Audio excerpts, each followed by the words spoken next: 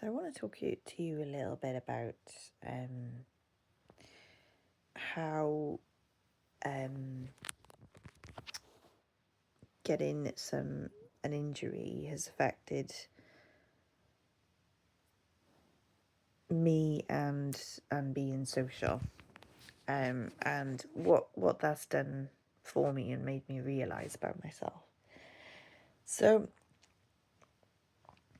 I about 2 years ago, I was I was already getting the odd bit of pain every now and again when I'd hurt.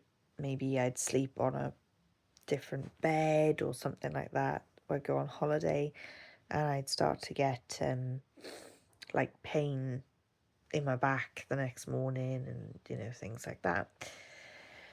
And I one day I was just kind of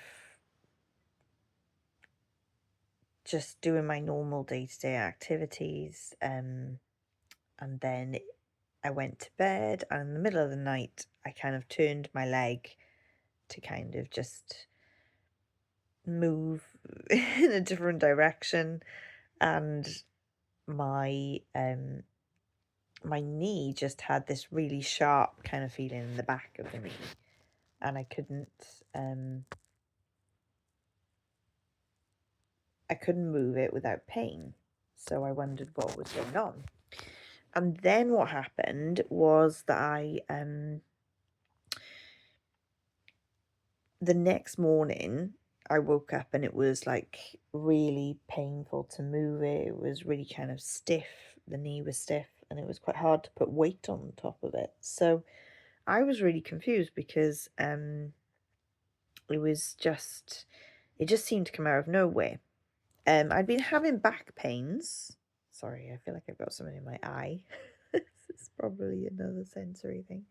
Sometimes I feel like I've got things on my skin or in my eye, but maybe it's nothing. Usually it is nothing. So basically, yeah,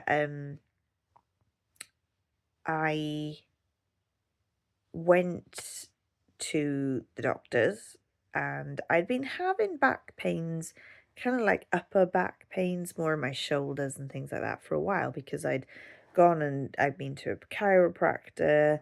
I'd gone and bought different pillows because I couldn't sleep on my side anymore. So there was like a build up moment until this knee thing happened. And then I'd started to walk to make my back feel better. And when I couldn't walk any longer, my back started to really hurt. And it got to the stage where I would sit up in the morning and it would just be, well, actually, sitting up was really, really painful. It was just, shooting pains all down my back. Um, just so much pain that I could just cry. And that was all I wanted to do when I was waking up in the morning. So it became, at the time I was doing my psychology degree, and it was quite hard for me to deal with the pain, but the hardest thing to deal with was the social awkwardness of being in pain, not coping, because I don't really cope very well with pain. I get very upset about pain. And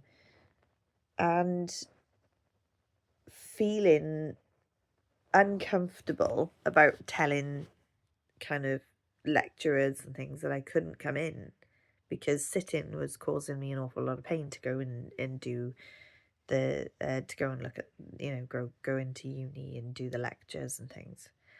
And I felt absolutely terrible. But the worst thing that I felt was literally trying to tell people. I mean, it was the social side of it that was the hardest bit. And I'm still finding that the social side of it is hard. Like, when I'm in company with people and my back starts to hurt, I feel really uncomfortable saying, actually, I'm in pain right now. And I can't do this.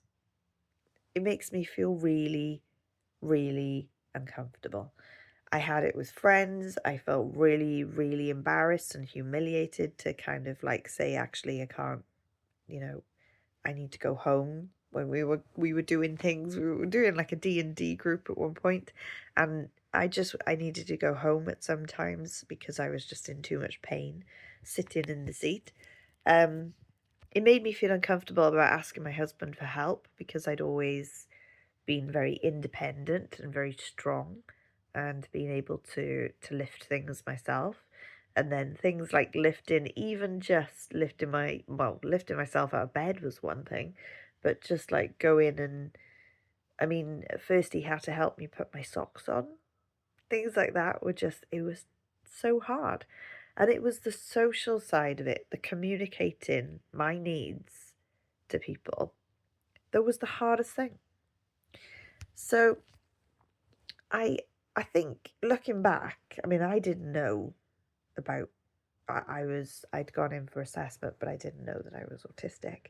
Um, and when I see people, um, I saw a recent video where somebody shared about their idea of like what it's like to be autistic, and it kind of really rang true for me because this person was holding like too many books to carry.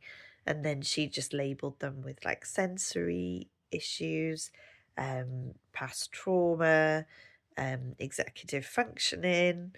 Um, I can't remember all of them, but she literally like labeled them with all of these things. Social awkwardness.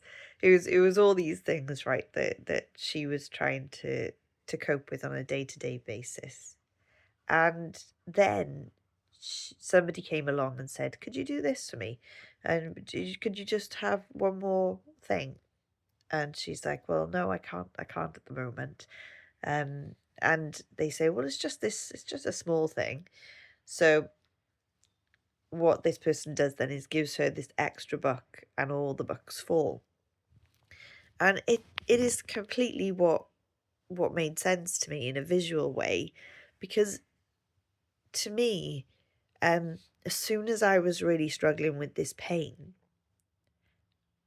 trying to add extra things into my life was really difficult.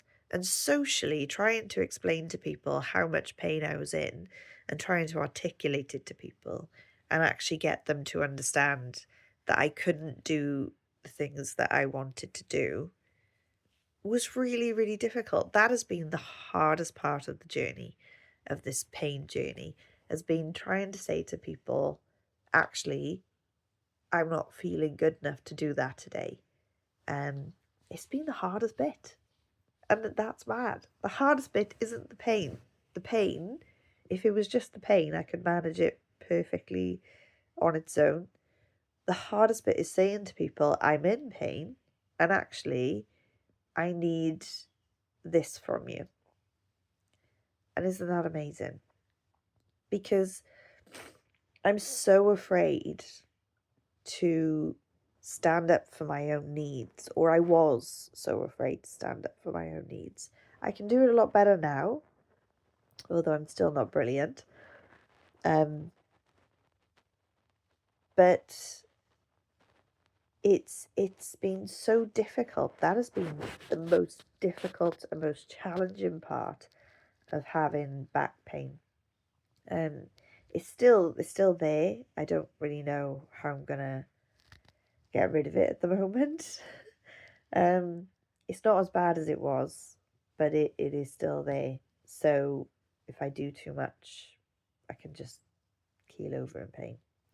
So yeah, it's one of the reasons why I haven't gone back to work yet, and I'm not really sure what kind of job I can do unless I do work from home. But it's also just been really difficult to kind of deal with the social side of it, going to see people, going to see doctors. I put off going to the doctor for ages. Um, I didn't want to tell people that actually I needed help. I struggled with going to the when I was in the um, physiotherapist. Couldn't remember that name then. That's my working memory. Oh gosh, that's another video. Um, yeah, so when I went into physio, um, they actually pushed like an area on my back and I felt so much pain. And I felt so uncomfortable being in pain in front of people. That was the worst bit because I just really felt kind of embarrassed, really. Um, so yeah, I thought I'd just kind of tell you that part of my journey because, and I really do think that a lifetime of masking has caused me to have pain issues in later life because when I was younger, I didn't feel a thing. In fact, I was underly sensitive to pain, and now I'm overly sensitive to pain. So it's a really interesting thing that has happened since um,